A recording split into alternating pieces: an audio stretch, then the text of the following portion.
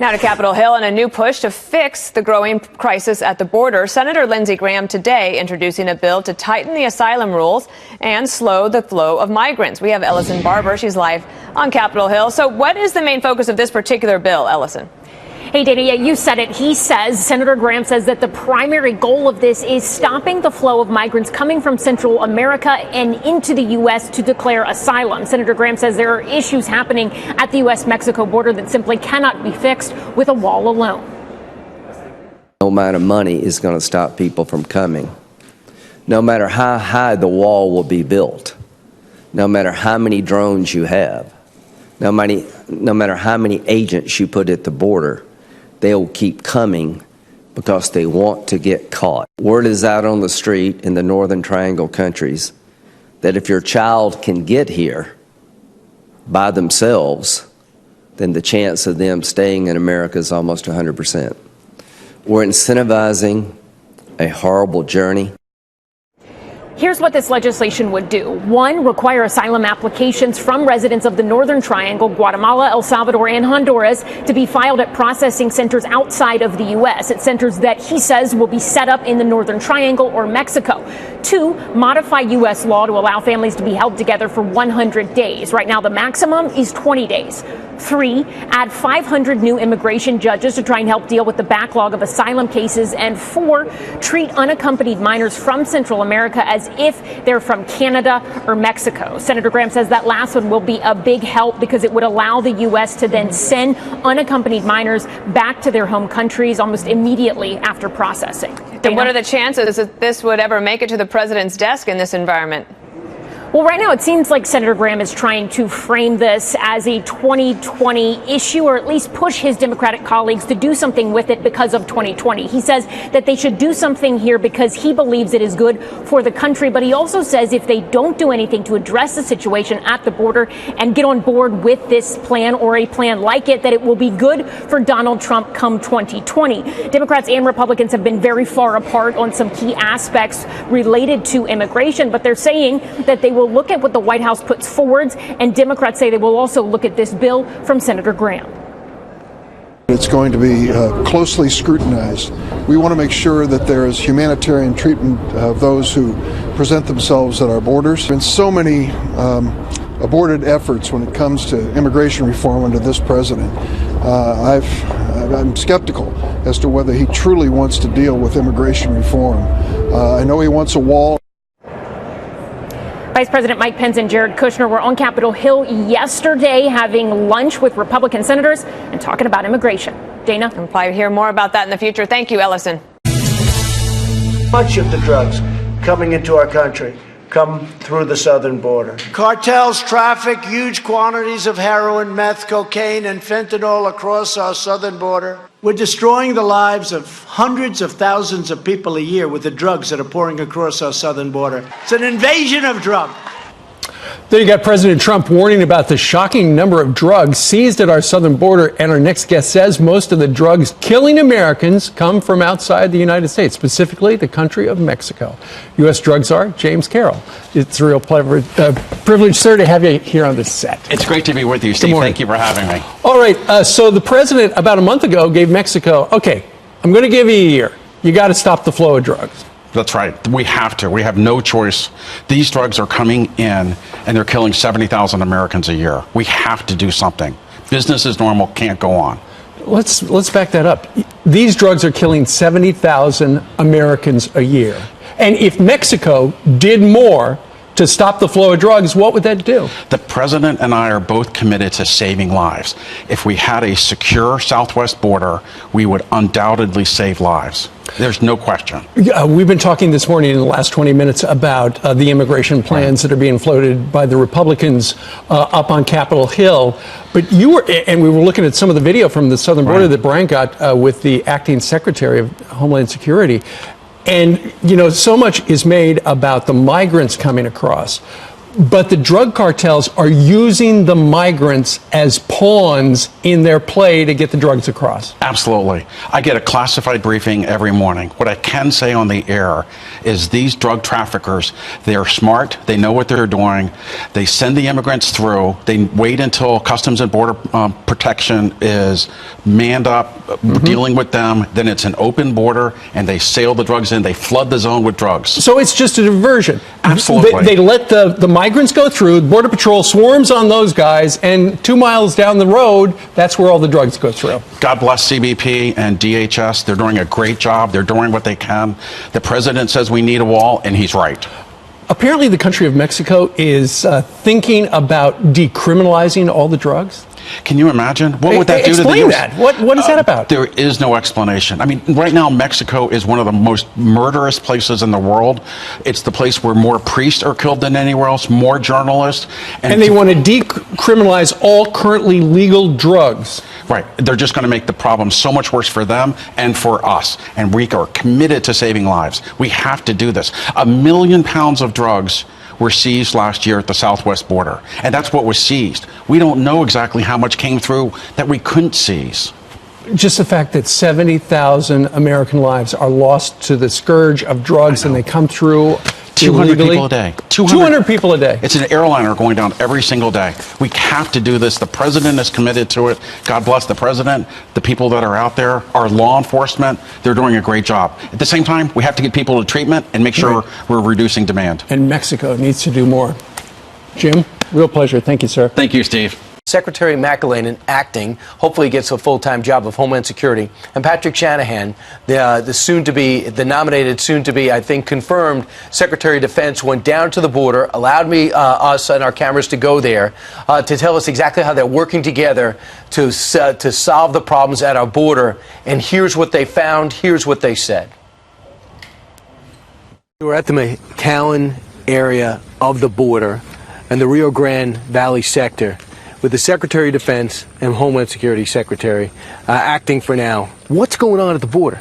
Well, it's a priority. I mean, this is border security is national security, and we're here to secure the border.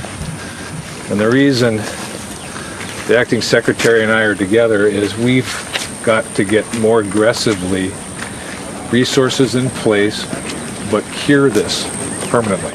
You're at the epicenter of both the border security and the humanitarian crisis we're facing. This wall, this technology you see securing this area of the border is absolutely essential to us for those criminal elements, those single adults that are trying to evade capture.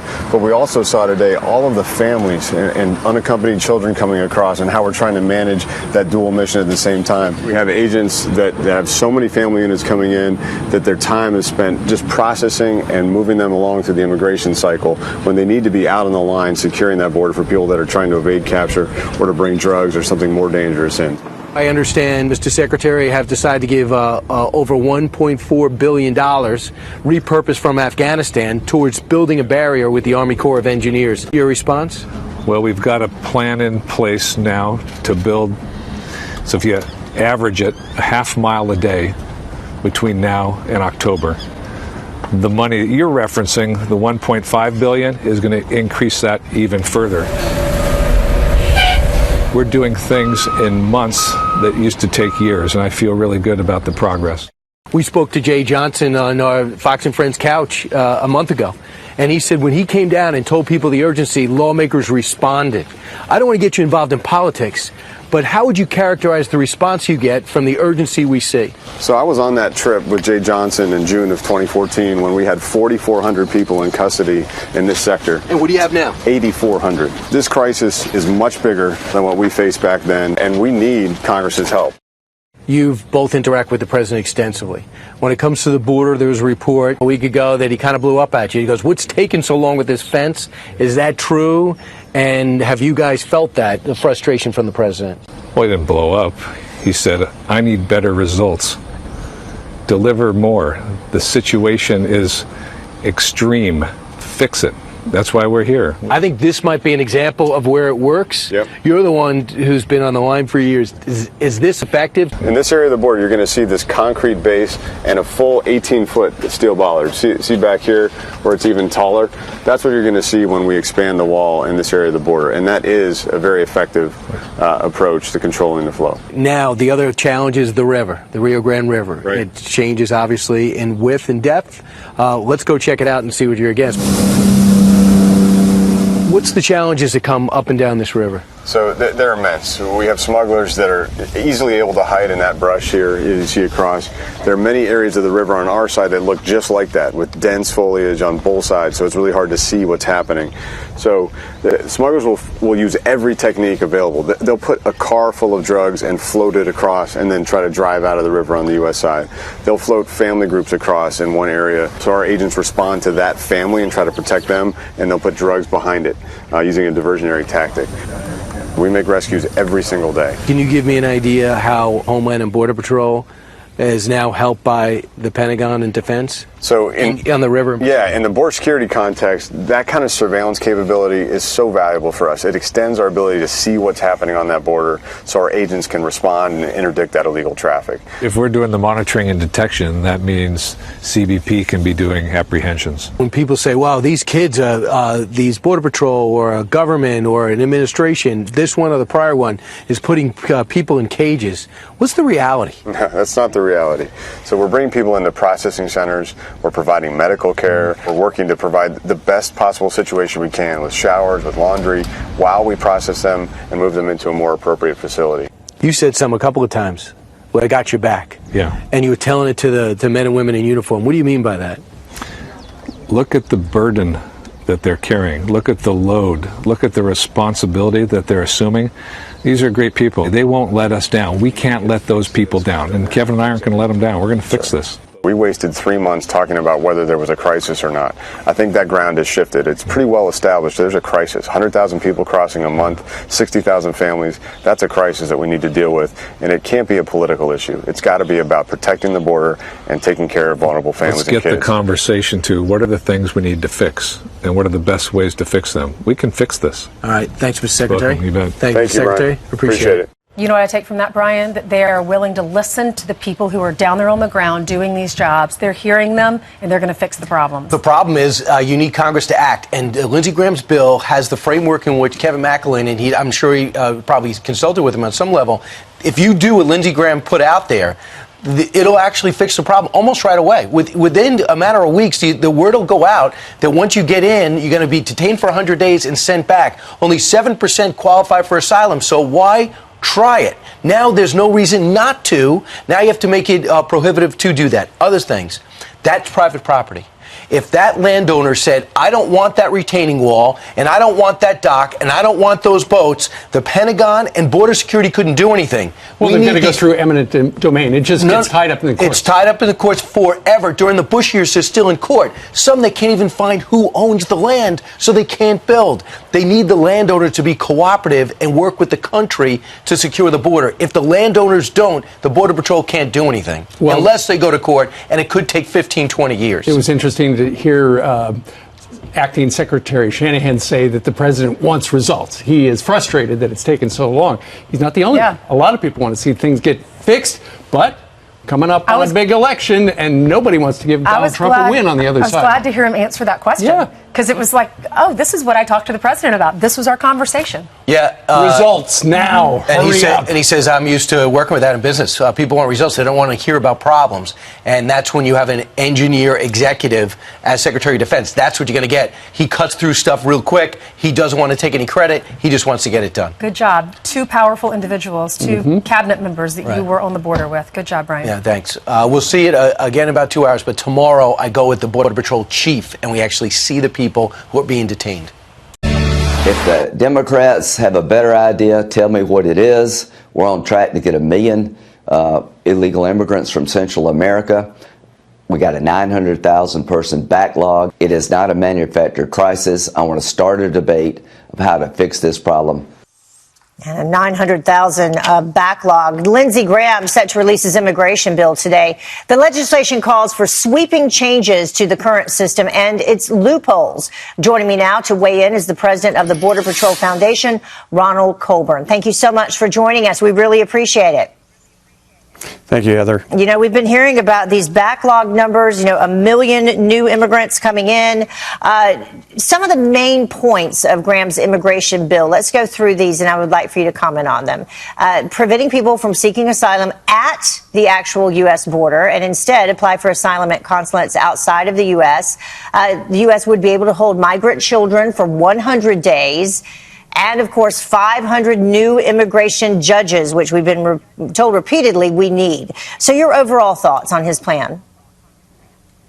I absolutely agree with those points. I have not read the entire language yet, but just a month ago on Fox, I mentioned that I hoped that somewhere there was a smart team sequestered writing good language that could be legislatively passed to help this situation. And I blame Congress. So I'm glad to see Senator Graham taking this on. But that's the key, though. Can it be legislatively passed? Because that seems to be the problem that we run into over and over.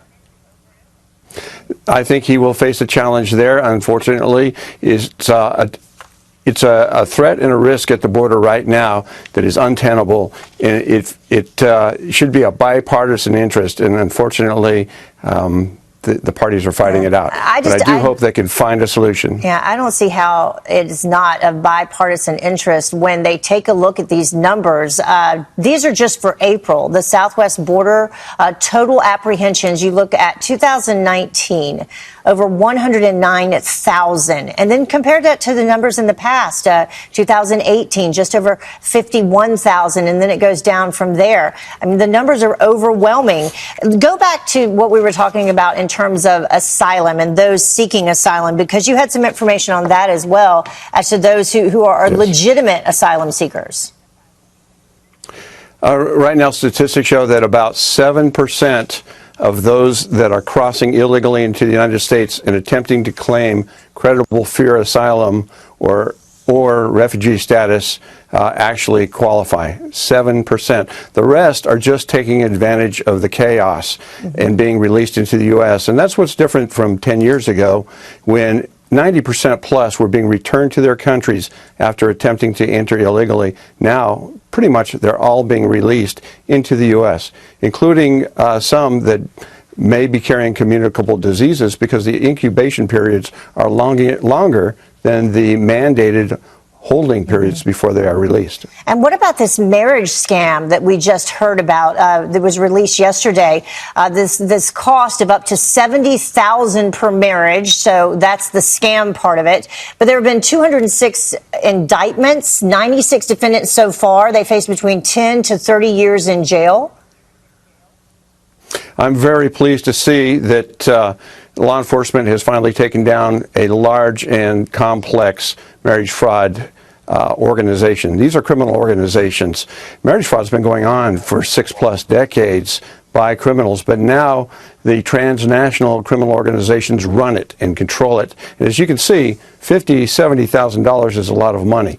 That's what the smugglers are getting right now for what they call exotics. Those from the Middle East, Southeast Asia, Eastern Europe, they're getting $50,000 a piece easily. You know, the marriage scam, and then we hear about the scam where they're using these children, people paying to, use children to try to get across the border as well over and over. Ronald Colburn, thank you so much for joining us. We appreciate it. We'll see what happens with Lindsey Graham's plan. Thank you. Thank you.